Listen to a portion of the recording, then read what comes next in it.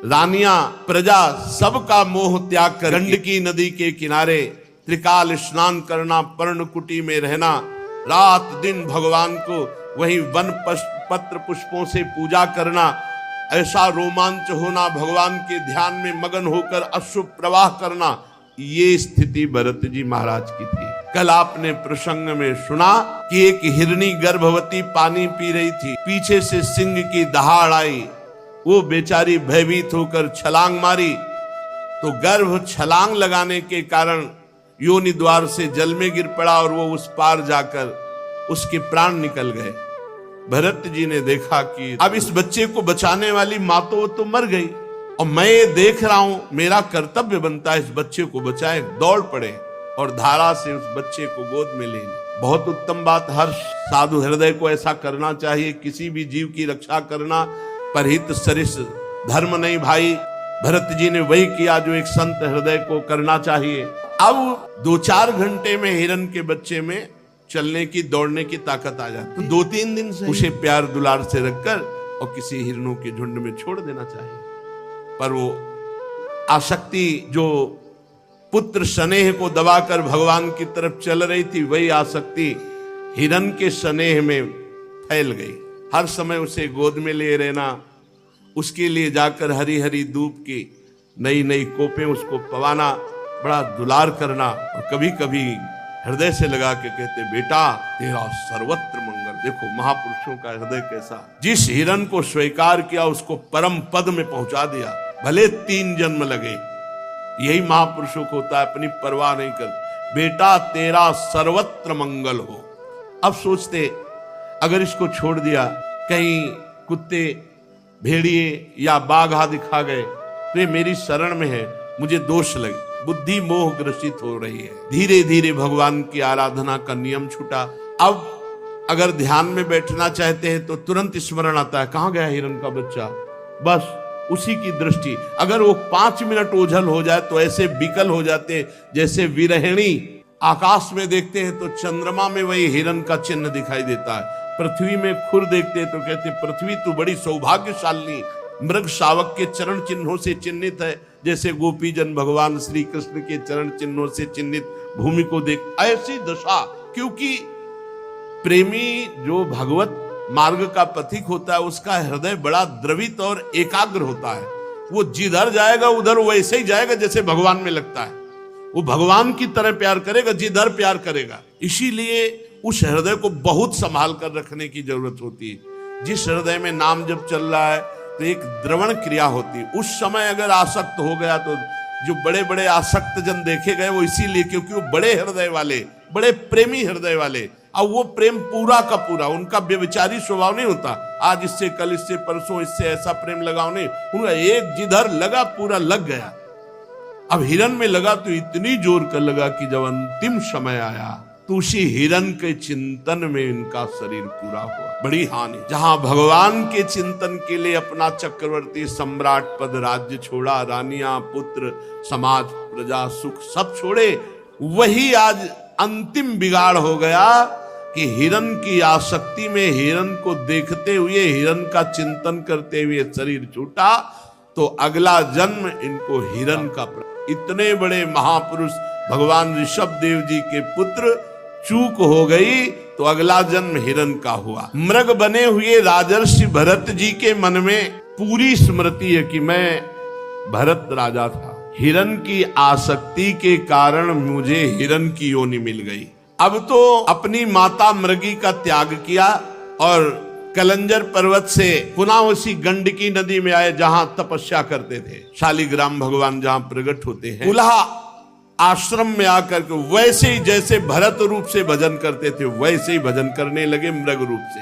अब तो हरी घास चरने में भी भय लगता कि कहीं आसक्ति ना हो जाए, इसलिए जो सूखे पत्ते गिरते उन्हीं को चबाकर और रात दिन गंडकी नदी में से अपने मृग शरीर को खड़े करके वही भजन करते और प्रारब्ध की क्षय की बाट देखते। अंत में शरीर को आधा गंडकी नदी में डुबा करके भगवान का स्मरण करते हुए शरीर छोड़ा। अब बात बन, जब मृग शरीर छोड़ा तो भगवान सुखदेव जी कहते हैं, हे राजन परीक्षित, आंगिरस गोत्र में जो बहुत ही ब्रह्म संबंध से युक्त और ब्रह्म कर्म से युक्त ऐसे ब्रह्म ऋषि के यहाँ जन्म हुआ भरत जी। यही नाम पड़ा जड़ भरत। आंगिरस गोत्र में शम दम तपस्या स्वाध्याय वेदाध्ययन त्याग अतिथि सेवा संतोष तितिक्षा विनय विद्या अनुसूया आत्मज्ञान एवं आनंद सभी गुणों से महान श्रेष्ठ ब्राह्मण के कुल में जन्म हुआ। वैसी ही इनकी माता विद्याशील आचार रूप उदारता से संपन्न पातिव्रत धर्म धारण करने वाली ऐसी जगह जन्म हुआ। 9 पुत्र हुए और दूसरी पत्नी से एक पुत्र और एक कन्या।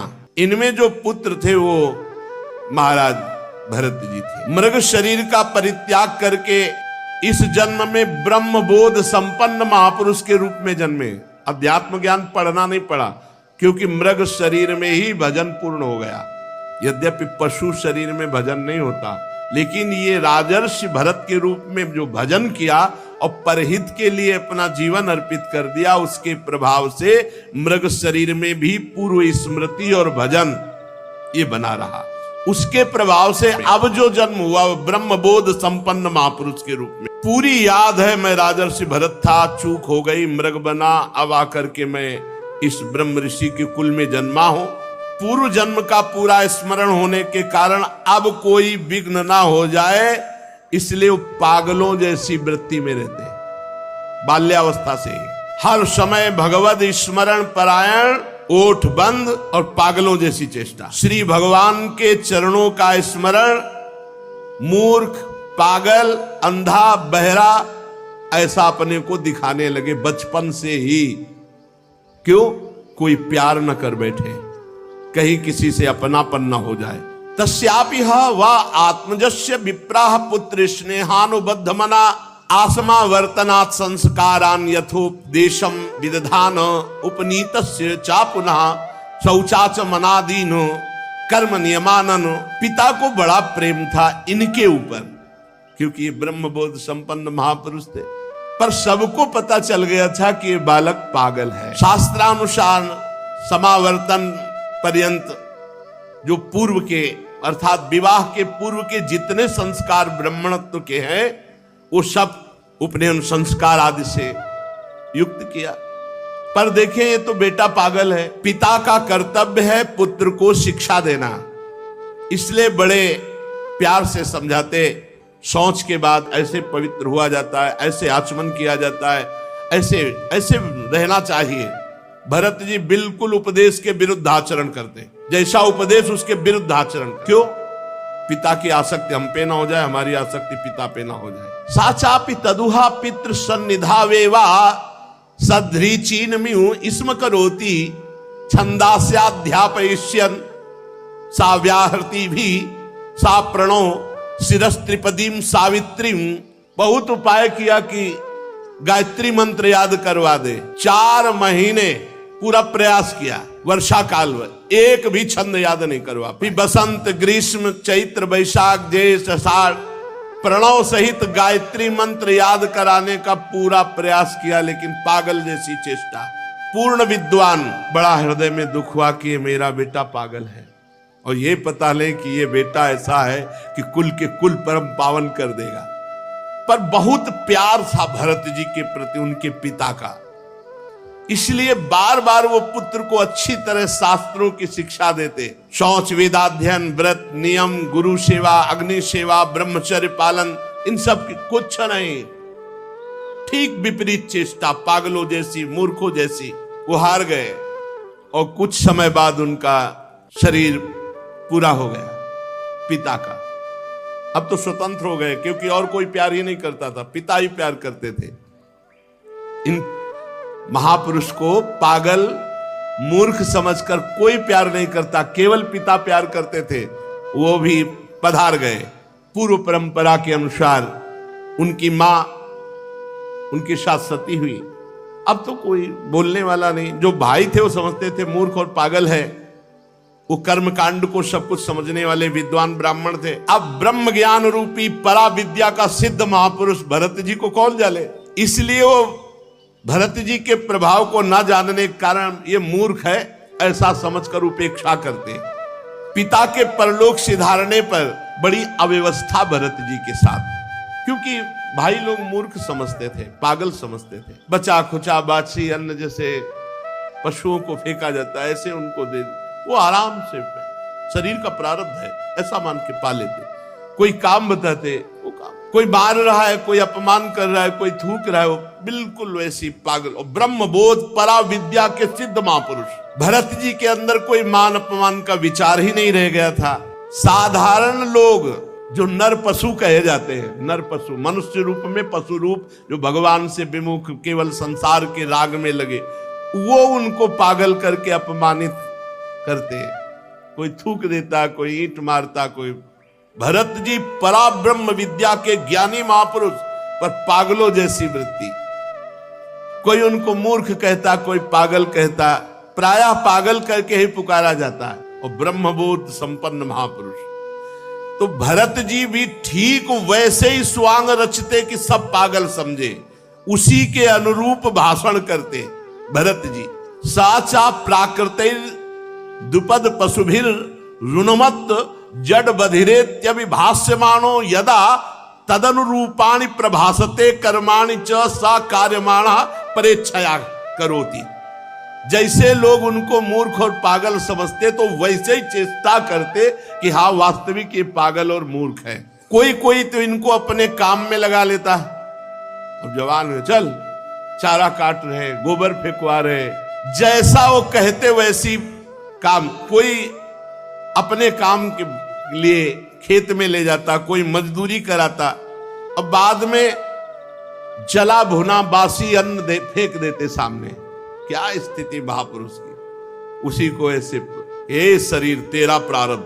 अब वो बाल ब्रह्मचारी अखंड शरीर वैसे ही पुष्ट बलवान, जीव के स्वाद की कोई वस्तु ही नहीं, जली सड़ी बासी ऐसे ही दे देते हो। खूब दिन भर मेहनत कराते भरत जी से। ये किसी कारण से उत्पन्न होने वाला शास्त्रीय ज्ञान नहीं, स्वतः सिद्ध भगवत स्वरूप ज्ञानानंद में निमग्न महापुरुष, आत्मबोध प्राप्त महापुरुष।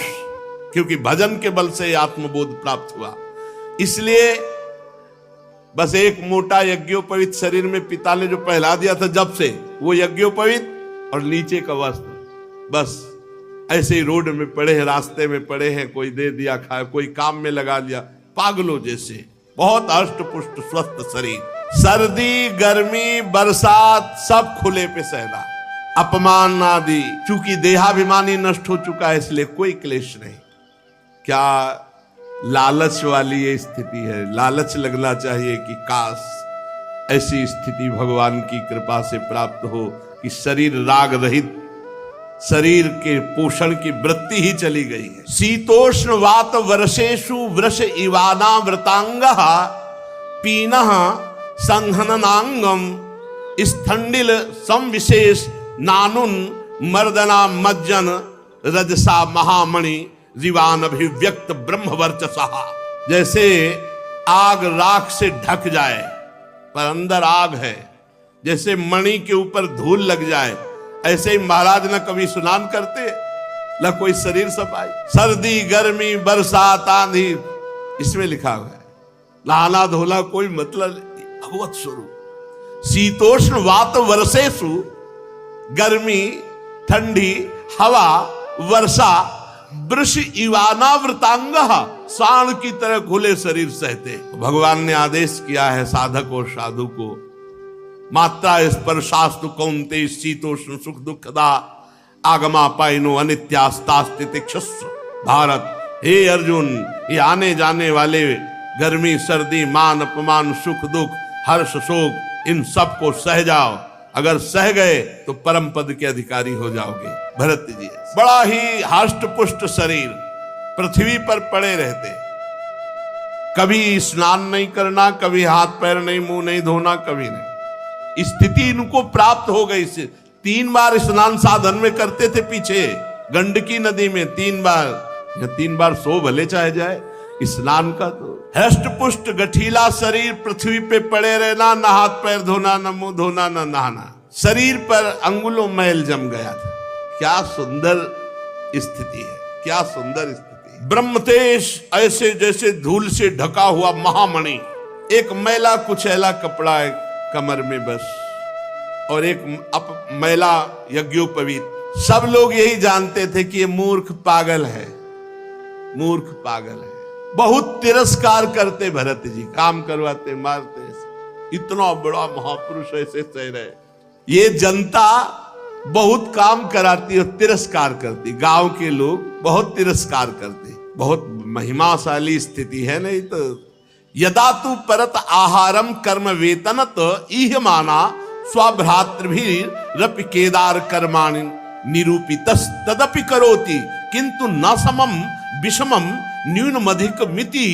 जब उनके भाइयों ने देखा कि लोग मजदूरी कराकर इसे भोजन दे देते हैं, तब बुलाया चल, और खेत में अपने काम में लगाया। यहां खुदाई करो, पूरे को बराबर करना है। तो कह रहे हैं कि ना समम विषमम न्यूनमधिकमिति। जहां समान खुदाई करनी थी वहां कुआं जैसा गड्ढा कर दी, जहां लगा दिया खोदो तो बस वहीं खोदते चले गए, क्योंकि ये पता नहीं चलना चाहिए कि ये बुद्धिमान है, मूर्ख है, ये पागल है, यही पता चल। क्यारियां ठीक करने में लगा, सब उल्टा कर दिया, सब क्यारियों में कुआं जैसा खोद दिया। भाई उनको डांटते, धक्का मारते, और भोजन में क्या देते? खली, भूसी, भुने हुए उड़द और चावल की कनकी सूखी ऐसे, जैसे जानवर को दी जाती है, या पके हुए अन्न की जली हुई खुरचन। कैसे महापुरुष है जिनको विश्व का परम पवित्र भोग सब मिलना चाहिए, वो कैसे जी रहे? स्पष्ट लिखा हुआ है कि उनके आहार में चावल की कनी, खली, भूसी, भुने हुए उड़द ऐसे सूखे और वो ऐसे चबा लेते, या पके हुए अन्न की जली हुई खुरचन, जली हुई, वो दे देते। बड़े अमृत के समान उसे शरीर का प्रारब्ध समझकर खा लेते। भगा दिया भाई, धक्का मार, एक काम नहीं। दूसरे भाई ने पकड़ लिया, खेत की रखवाली करो, खेत की। अब वो खेत की रखवाली क्या करे? खेत इधर, आसन लगा इधर में पड़े, उनसे खेत से मतलब क्या है? विपरीत, वो जो भी कार्य करते तो उसके विपरीत, जिससे पक्का सबको समझ में आया कि पागल है, वहीं पड़े हुए थे। और एक डाकुओं के सरदार ने भद्रकाली से कामना की थी कि पुत्र हो जाएगा तो नरबलि चढ़ाएंगे। नरबलि मतलब मनुष्य को काटेंगे आपके सामने, और संयोग से पुत्र हो गया। तो भद्रकाली को मनुष्य की बलि देने के लिए एक पुरुष को पकड़वा मंगाया, राजा था दस्युराज। अब उस पुरुष को छोड़ दिया गया बाजार में, खूब जो चाहो खा लो। उसको पता नहीं, वो जलेबी, गुलाब जामुन जो जो बढ़िया पसंद सबको खा रहा था। एक दुकानदार ने धीरे से कहा, खूब खा लो, अब इन्हें गर्दन कटेगी जाके तुम्हारी। क्यों? भूले तो ऐसे फिरी थोड़ी खाने को मिल रहा है। दस्युराज ने आज उत्सव मनाया है और तुम उनके बलि पशु हो, तुम्हारी गर्दन कटेगी। तो उसने दोना पत्तल जो होता वो साथ लिए, भागा, वहां से निकल गया, भाग गया। अब जो रक्षक थे उनको, वो तो खुला छोड़े हुए थे कि खा पी लेगा, पकड़ लेंगे। जब देखा कि वो आदमी भाग गया तो सोचा अगर राजा से कहा जाके तो हम ही किसी को भी बलि चढ़ा देगा, इसलिए तुरंत कोई नर पशु पकड़ना चाहिए। दैववश वो तो भाग गया जिसको पकड़ के लाए थे। चारों ओर सेवक दौड़े कि अब कोई मनुष्य मिल जाए, नहीं तो हम लोगों की बलि चढ़ा देगा राजा। तो रात के समय तक दैवी योग दृष्टि पड़ी आंगिरस गोत्री ब्रह्म प्राप्त महापुरुष श्री जड़ भरत जी के ऊपर। अब जंगल में देखा तो खेत में तो पड़े ऐसे। अरे बोले देवी भी प्रसन्न हो जाएगी और राजा भी प्रसन्न हो जाएगा, क्योंकि बहुत तगड़ा आदमी है, अष्ट पुष्ट बलवान। और उस समय वीरासन में बैठे हुए थे, रात्रि के नजदीक आए, पकड़ लिया, कोई विरोध नहीं। बोले हमारे स्वामी का कार्य इससे बहुत सिद्ध हो जाएगा, देवी बहुत प्रसन्न हो जाएगी। रस्सियों से बांध लिया, बंधवा लिया, कोई रोका नहीं, बिल्कुल पागलों जैसी चीज। जो शरीर का होना है वो पक्का होना, जो नहीं होना है वो नहीं। रस्सियों से बांध ली, ले गए भद्रकाली के मंदिर में। अब बाजार में नहीं छोड़ा, एक तो निकल गए, अब दोबारा अगर वहीं सीधे मंदिर ले गए। पद्धति के अनुसार बढ़िया उट्टन लगाया गया। आज जीवन में उट्टन लग रहा है महाराज, जीवन में कोई प्यार से तो उट्टन लगाया नहीं। भरत जी ले और लंबे हाथ, बढ़िया उट्टन लगा कर। अब ये नहीं कि ज्ञान नहीं, पता है, तलवार भी रखी, पता है दोनों शरीर का है, जो शरीर का प्रारब्ध है उसको भोगना होगा। विधि पूर्वक बढ़िया इत्र फुले लगा के स्नान, सब नए नए वस्त्र पहनाए गए, चंदन लगाया गया, माला, जैसे अब गर्दन कटनी है तो माला भी, फिर सुंदर खीर पुआ भोजन डट के भरत जी ने, कोई चिंता नहीं, पता है अज्ञानी थोड़ी परम ज्ञानी है। फिर धूप दीप से आरती की गई क्योंकि बलि चढ़ाना है। इसके बाद शुरू हुआ ढोल बजना, मृदंग ढोल, और भद्रकाली जी के सामने इनको ले जाया गया। भरत जी को कहा गया सर नीचा करके ऐसे झुका के बैठ जाओ, घुटने के बल सर नीचा करके आराम से बैठ, कोई परेशानी नहीं। और आदमी तो चिल्लाए लगे, अरे चिल्लाए क्योंकि सामने भारी तलवार वजन वाली पूजन की हुई रखी हुई थी। भरत जी ने देखा प्रारब्ध है, सर झुका दिया। दस्यु राजा आया और अभिमंत्रित वो बहुत वजन वाली खड्ग उठाई तलवार। अब ये तो ब्रह्म स्वरूप महापुरुष, वो रज और तम से मिश्रित स्वभाव वाला दस्युराज उन्मत्त होकर के जो ही ऐसे तलवार उठाई, एक तो ब्रह्म ऋषि, दूसरे ब्रह्मबोध संपन्न, शरीर राग रहित ब्रह्मबोध संपन्न महापुरुष के जेव ही गर्दन पर तलवार प्रहार करने के लिए की, भद्रकाली के शरीर में ब्रह्म तेज से आग पैदा हो गई।